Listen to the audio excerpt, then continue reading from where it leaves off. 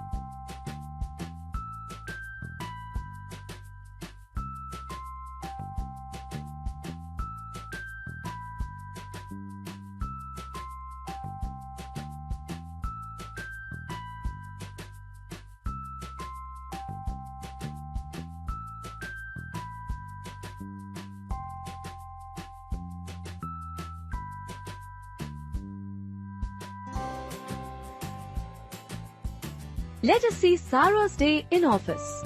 Sarah is a bright young marketing executive with Nexus Financial Services, a leading financial company. She loves her work as it involves managing various brand campaigns for the company. It is Monday morning and she is at her desk reading the newspaper. A leading English daily's top headline: Incidents of sexual harassment at workplace are at an all-time high in India. 17% of the working women in India face sexual harassment at work. Oh my God! Are we women safe anywhere? Sarah, what is the matter? You seem worried. You will also get worried when you read today's headlines.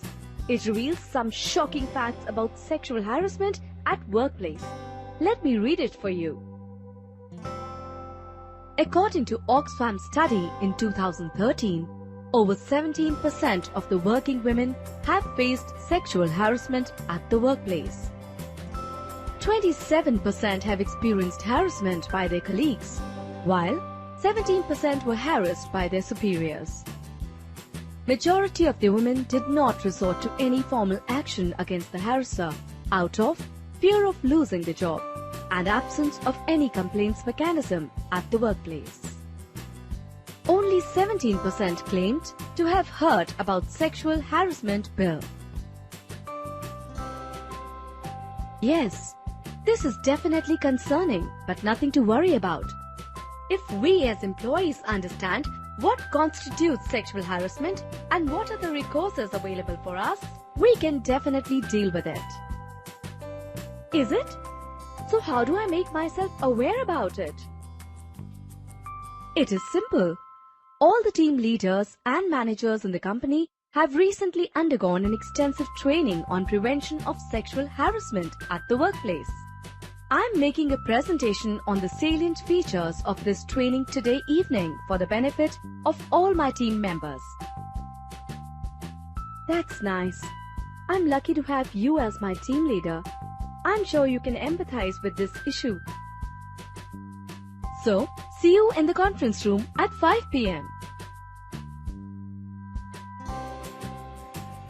Good evening. I'm sure you all know why we have assembled here. Yes, to make all the women employees understand about sexual harassment.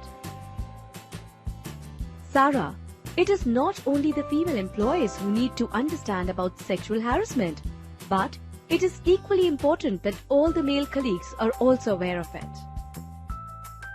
But why? Let me explain. Sexual harassment has become a common nuisance in the workplace. As per a recent study, about 31% of female workers and 7% of male workers in US have faced sexual harassment.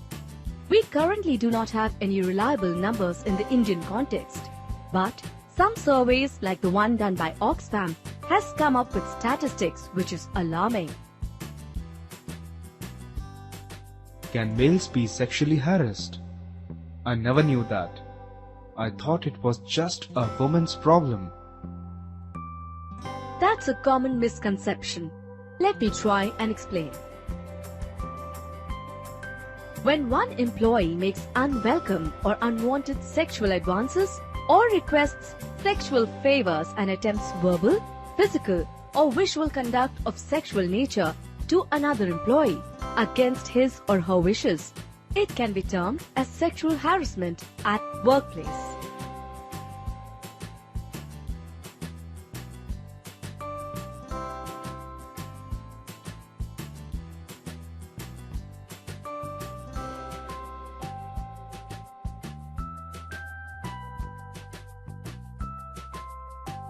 So, it is gender neutral. Yes, exactly. That is the point. But why is it that this issue is surfacing recently? We never had such problems probably 10 years back. Good question. There are a few common theories and reasons for increasing sexual harassment. Let me show you. Sexual harassment is about power struggle, with increasing women employees in the workforce and their taking up jobs which were traditionally the domain of male employees. Harassers use this as a tool to subordinate their female colleagues.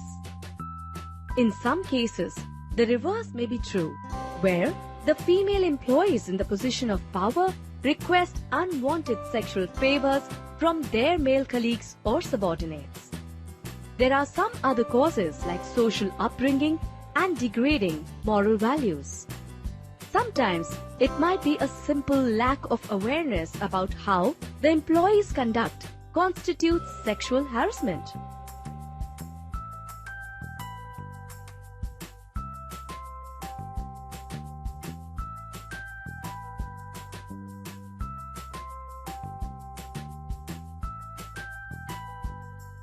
Jasmine, can you help us understand what constitutes sexual harassment so that we can be more aware in the future if any such incidents are happening around us? Sure, take a look. Sexual harassment can be verbal, non-verbal, visual, physical, or psychological.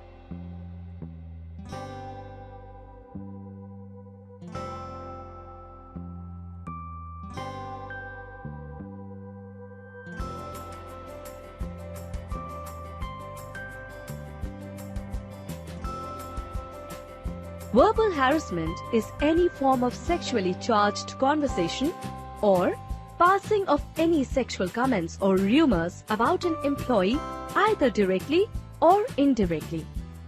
Verbal harassment may also include whistling, singing any sexually provocative songs, or using derogatory names for any employees. Now, take a look at this scenario depicting verbal harassment at workplace. Susan is a new joinee in an MNC and it is her first day in the office. Susan went to the pantry with her co-worker Annie during the coffee break. While Annie was briefing Susan about the company culture over tea, a group of male employees on an adjoining table were chatting about Susan. One among them said that Susan is looking hot and we can give her 9 out of 10 on her figure. Another person in the group also made a derogatory remark like hot chick about Susan. Any form of sexual remarks about the body, figure, or any other derogatory names can constitute verbal sexual harassment.